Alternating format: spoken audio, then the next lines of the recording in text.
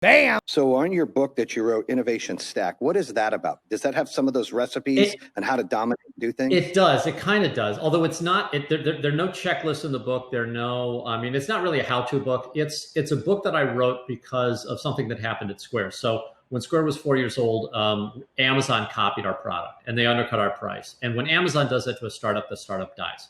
Like in 100% of the cases where Amazon copies your product and undercuts you on price, the startup just gets wiped out. And Square survived. And not only did Square survive, but a year later, Amazon actually mailed one of these little Square readers to all of their soon-to-be former customers. Like Amazon just gave up. And this is competing with a startup because we were, tiny at the time. And I was happy we won, but I couldn't explain why. And it just really gnawed at me because I was like, I felt like somebody who'd been, the only survivor on a sinking ship, or somebody who like fell out of an airplane without a parachute and plummeted to earth and walked away. Like it was this very weird survival guilt.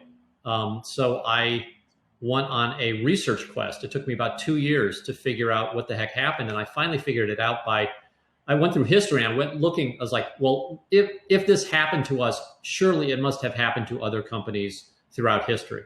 And so I started doing historical research, and I found this treasure trove of companies that had almost exactly the same pattern. And it was one where they were doing something very different from traditional business. And I thought about it, I was like, well, why the hell has nobody explained this? Like, because I read a lot, and I was like, nobody's ever explained this. Nobody's ever even mentioned this concept. And so what I realized, Jayson, was that the English language does not have a word to describe a business person who is doing something that is unique versus a business person who is doing something that's sort of a copy or a formula. Right. And we used to have a word. Like, it turns out that the original use of the word entrepreneur, which was coined by an economist, by Joseph Schumpeter about 100 years ago, he popularized that word because he needed a way to describe this weird class of behavior where people weren't able to copy and weren't able to do stuff that everybody else knew how to do.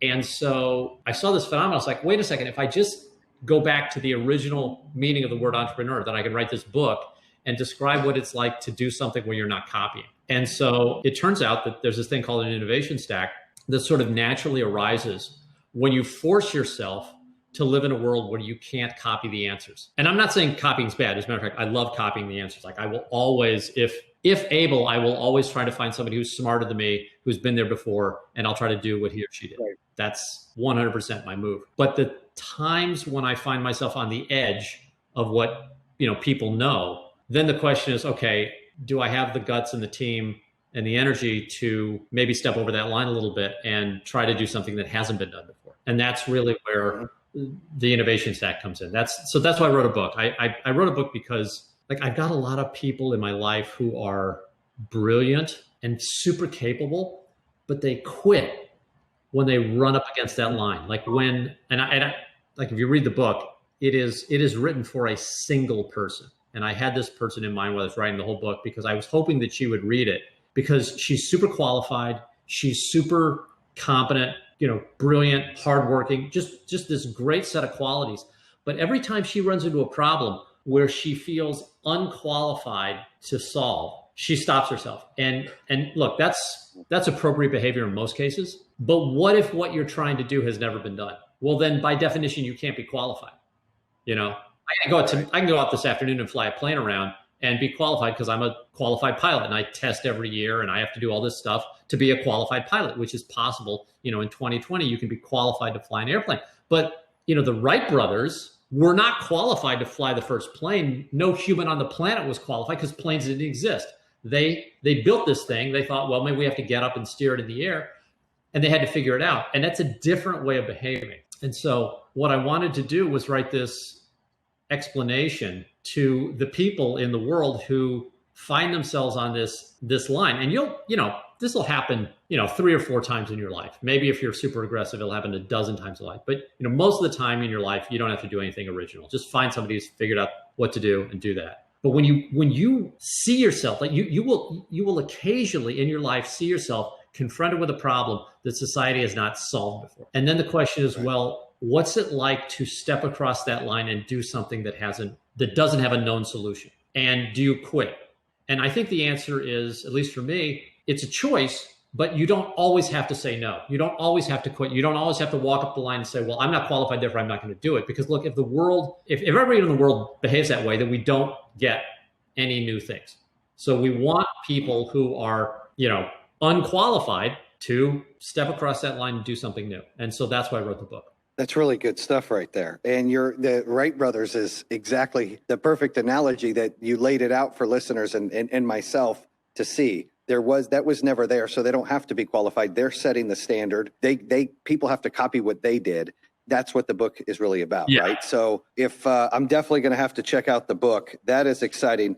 Let me ask you about this. What is Launch Code? So Launch Code is a nonprofit that I started 7 years ago to solve the programmer shortage. So we have this huge programmer shortage in the United States. We also have a lot of people who don't have a lot of opportunity. So you got all these people who want great jobs, and you have all these great jobs that are sitting empty, right? So why can't we get that to work? And it turns out that for some reason, education doesn't work when it comes to programming. And the reason I know this is because if it had worked, we wouldn't have a growing shortage of programmers. Like the shortage of programmers gets bigger every single year. And we've been trying the same thing for 30 years, which is basically train more programmers. Well, it turns out that programmers who are newly trained can't get jobs because companies very rightly don't trust new programmers on the job. Like if you've got 2 years experience, they'll hire you, but until you have 2 years experience, they won't hire you. So what Launch Code did was we did it backwards. I basically said, okay, I know the current system doesn't work and I don't know why the current system doesn't work, but let's just try to do everything the opposite of what the current system is doing and see if that works. And lo and behold, it did. And so what Launch Code does, we will take you if you are a qualified programmer and we will guarantee to get you a job. And we do this through a whole series of, it's an innovation stack. We do probably a half dozen things differently than any other job placement operation. We'll get you that first job. Now, the question is, are you qualified to be a Launch Code candidate? And the answer is some people are when they walk in the door. Some people need training. And if you come in and you need training, we will give you a free education. So it turns out that if you give people educations for free, a magic thing happens. First of all, a ton of qualified people show up that you wouldn't expect. Just folks who, you look at them and you say, well, you don't look like a programmer. And the answer is, well, that's because you're biased. Like you have this preconceived notion that maybe a programmer is, probably a male, Asian, Indian, or Caucasian, probably under 35, right? That's what you're, that's the sort of standard societal bias. And I show you up a, 45-year-old black single mother. You're not saying, oh, well, she's a programmer. Well, it turns out she might be. Like she might have a great mind for this stuff. And it turns out with the right training, we can take these people who have sort of natural abilities and get them very, very quickly to be competent programmers.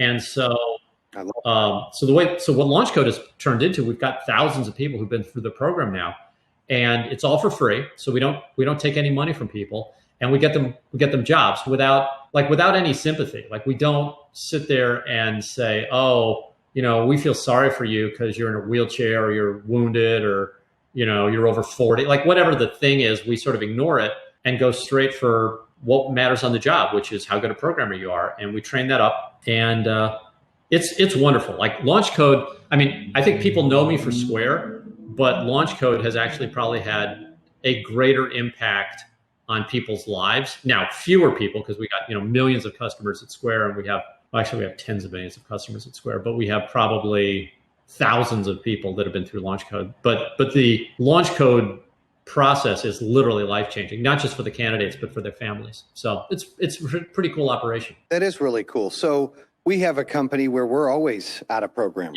Yeah. We're trying to find Salesforce programmers, 5.9 dialing, anybody. Yeah. And we're always struggling. And you're right. We're scared to hire people without the experience. Right.